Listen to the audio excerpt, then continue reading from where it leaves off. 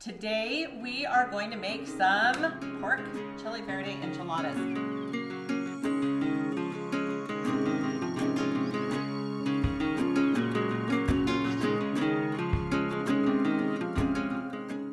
Hello my friends and welcome back. Today we are going to make some pork Chile Verde enchiladas.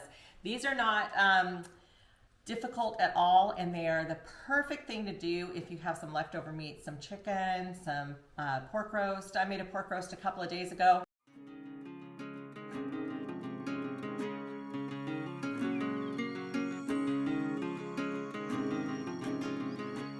And I had a lot of leftovers, as you can see. And so today I am going to turn those into some yummy enchiladas. And we are going to make a good use of the leftovers. I also always have tortillas in my fridge. So I usually have a few tortillas. I've always got cheese. I've got some meat. And I've got a great can of sauce.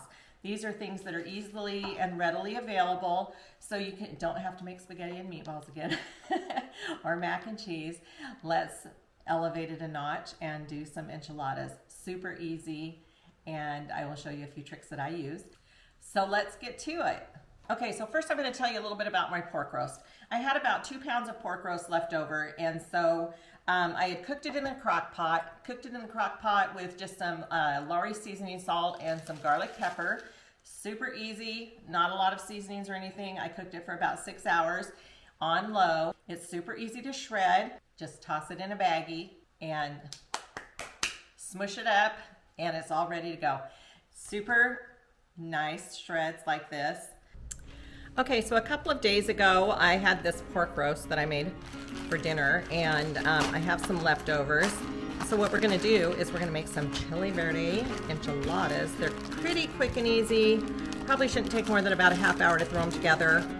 When I have meat that's left over and I wanna shred it, I put it in the Ziploc bag, and then I just knead it like this. And I don't chop it or do anything. I just sit there and kind of knead it in the bag and push it around a little bit. But I just look for the big pieces, and so then when I'm ready to stuff my enchiladas, the meat is already shredded, ready to use. We'll just fill them that way. You can heat the meat if you want to with just like a little bit of water, but I prefer to just put it in the way it is and then cook them in the oven. They'll heat through. So there you go. That's my little trick for getting the meat ready for the enchiladas. And then I use Tillamook grated cheese. I've got my tortillas, corn tortillas, and a can of green enchilada sauce. I fry my tortillas. Some people don't, but I do a soft fry. Okay, we're gonna get our tortillas ready by doing a soft fry on them. So I've got vegetable oil here. You might wanna know why I have this great big pan. It's actually a wok. And it's because I don't love to clean my stove. So whenever I deep fry, or whenever I fry, I put it in a deeper than necessary pan, just so that I don't have to clean my stove so frequently. Okay, we're doing a soft fry on this. You can tell it kind of holds a shape, but it's not flimsy and soggy and flexible. And then I'm going to just drop it into this pan for the moment.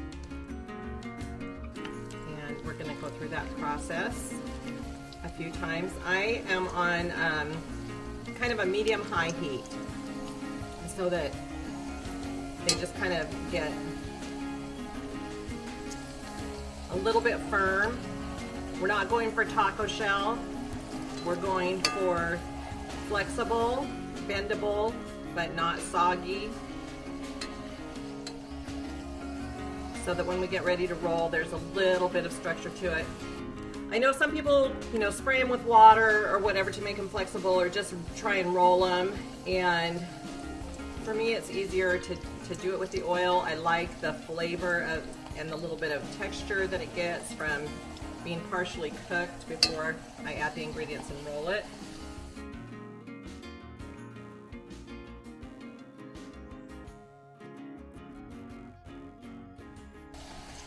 Okay, so I'm going to finish these up real quick, And then we're gonna go on to the rolling process.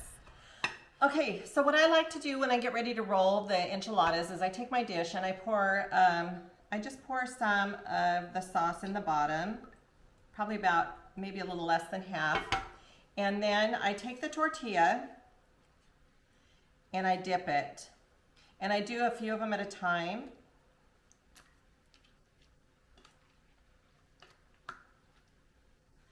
And my hands get messy, but I just wash them afterwards. Okay, this helps get the flavor inside and out. And then I take a little bit, I use my tongs because it gives me just about the right amount of meat. So just like a tong full. And drop it in. I like lots of cheese, so I am going to add cheese to the inside and to the top. My mom does not like cheese, so I'm not going to add cheese on hers. They live down the street, and so I do try and take them food when I make it. It keeps them from, they don't starve. My mom cooks. They're elderly, but hope they're not watching, because when I say elderly, that's they don't think they're old, and they're not at heart. But anyway, okay, so I'm going to get up close and personal with these and show you how to roll.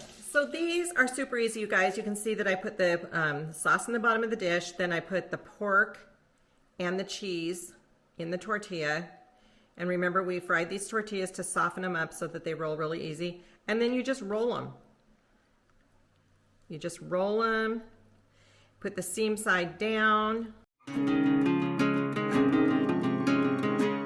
Okay, also, if you have like leftover chicken, you can also do this. You can also do it with, you can do it with chicken, like if you have a rotisserie chicken, just any kind of chicken that you can shred up. And then also, if you had a pot roast leftover, you can use pot roast and then just use red sauce. And these are super simple.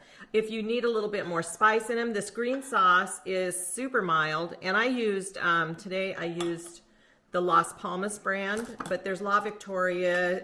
In our area, we have one called Macayo's. There's a couple of them, but most of the green sauces are pretty mild. So if you want yours to have a little bit more heat, go ahead and buy a jar of a little bit hotter green salsa and just mix it in. And you mix it in with the enchilada sauce, and it's just a little bit spicier and super delicious.